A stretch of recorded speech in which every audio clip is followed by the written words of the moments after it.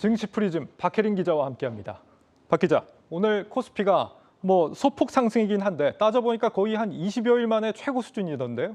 네, 오늘 코스피 11포인트 상승해 2,740선에서 마감했습니다. 예. 러시아와 우크라이나의 협상 기대감에 더해서 간밤 미국 뉴욕 증시가 상승한 점이 긍정적으로 작용을 한 거고요.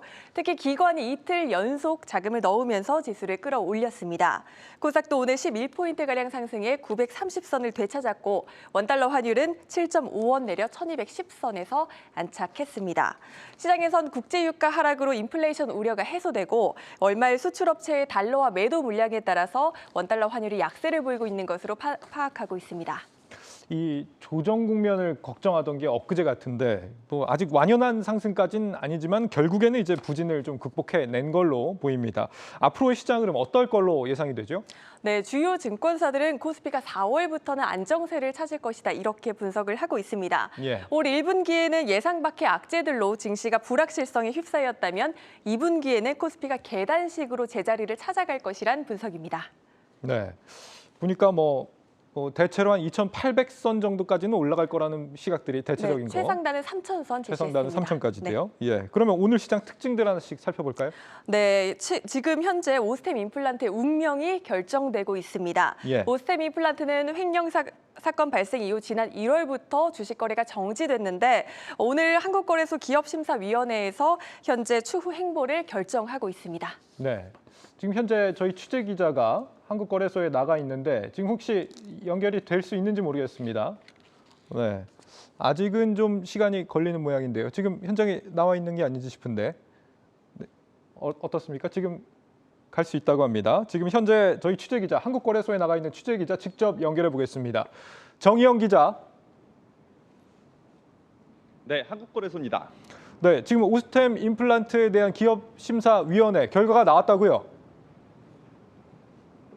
네, 아직 지금 조금 전 오후 2시께부터 한국거래소 기업심사위원회는 오스템 임플란트의 상장 폐지 여부를 심사하고 있습니다.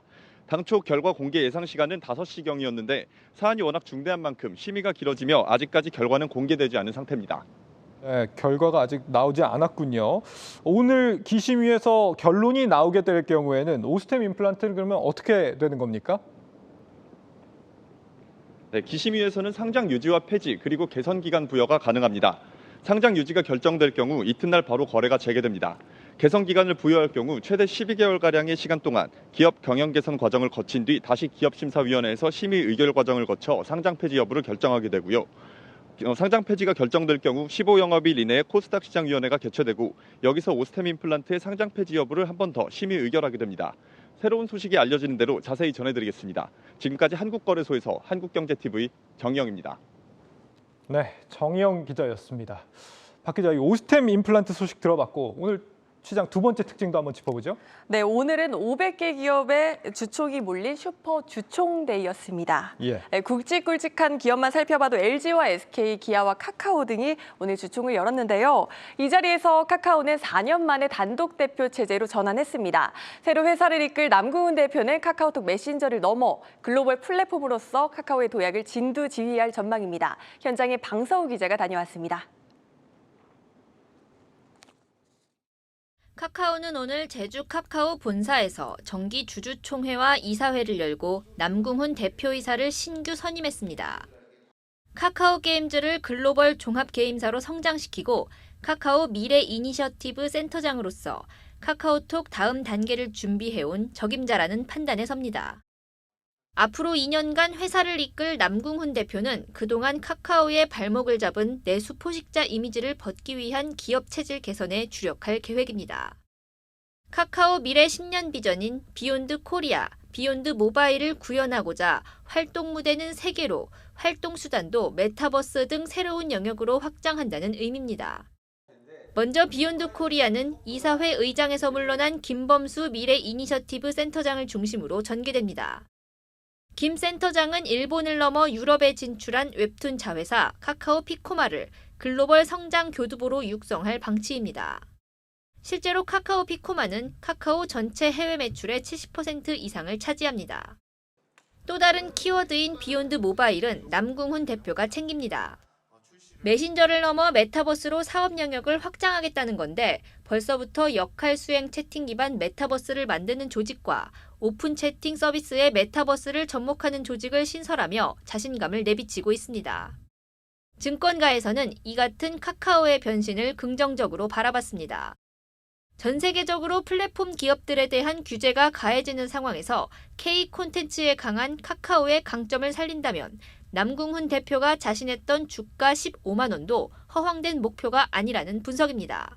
글로벌 확장이 그만큼 중요하다. 전 세계 모든 200여 개의 국가가 규제 환경이 동일하진 않거든요. 그러다 보니까 플랫폼 확산을 통해서 각국의 규제 환경에 맞는 영업력을 확장해가는 그림이고. 한편 지난 2018년부터 조수용 공동대표와 함께 4년간 카카오를 이끌어온 여민수 대표는 이날 주총장에서 마지막 인사를 전했습니다. 한국경제TV 방서호입니다. 네, 다음으로 기아의 주주총회도 오늘 주목을 받았습니다. 목적 기반 차량인 PV 생태계를 구축하겠다. 송우성 기아 사장이 오늘 이런 발표를 했는데 현대차와는 차별화된 전략이란 비전이 나옵니다. 송민아 기자 리포트 보고 오시죠. 둥근 컨테이너처럼 생긴 자율주행 차량이 승객을 이송하면서 택시 역할을 하는가 하면 응급시설을 갖춘 병원 역할도 합니다.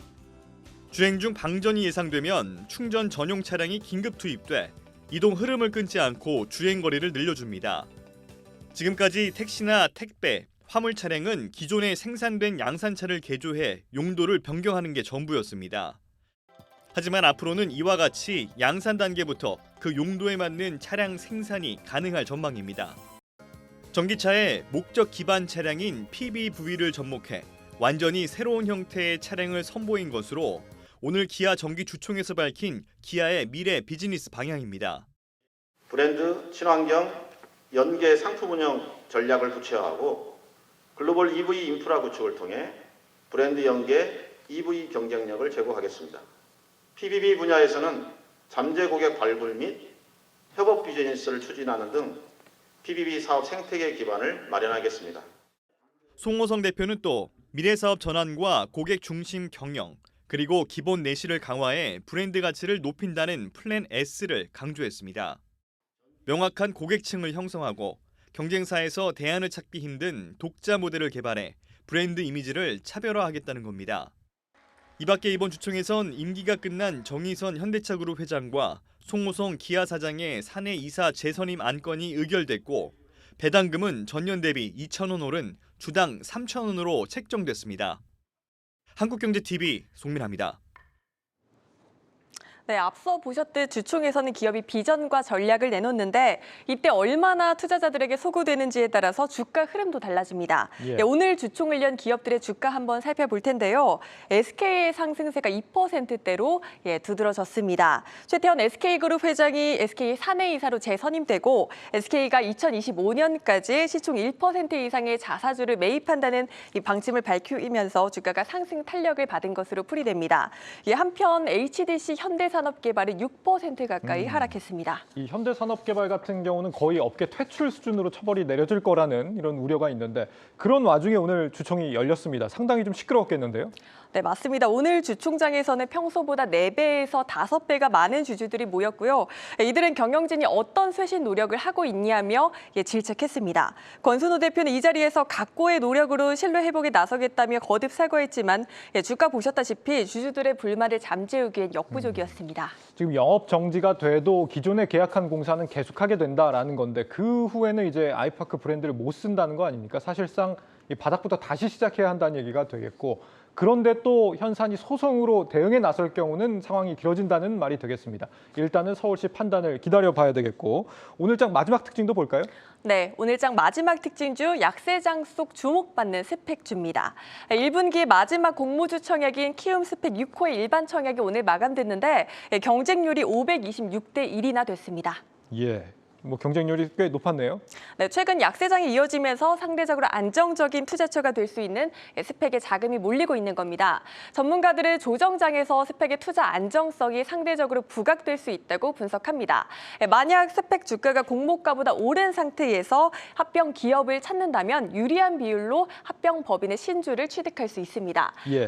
합병 대상 기업을 못 찾더라도 공모주 투자자들은 원금을 돌려받을 수 있어서 최근과 같은 약세장에서 각광받고 있는 겁니다. 그런 이점이 높은 경쟁률의 이유겠죠. 스펙 상장이 앞으로도 계속 된다면서요? 네, 맞습니다. 어떻게 다음 됩니까? 달 네. 11일에서 12일에는 미래에셋 비전 스펙 1호가, 18일에서 19일에는 신한 스펙 9호와 신형 스펙 7호가, 19일에서 20일에는 상상의 스펙 3호가 예정될 예정입니다. 네, 오늘 장 세 번째 특징까지 살펴봤고 마지막으로 내일 우리 시장 어떤 부분을 주목해야 되는지도 알아볼까요?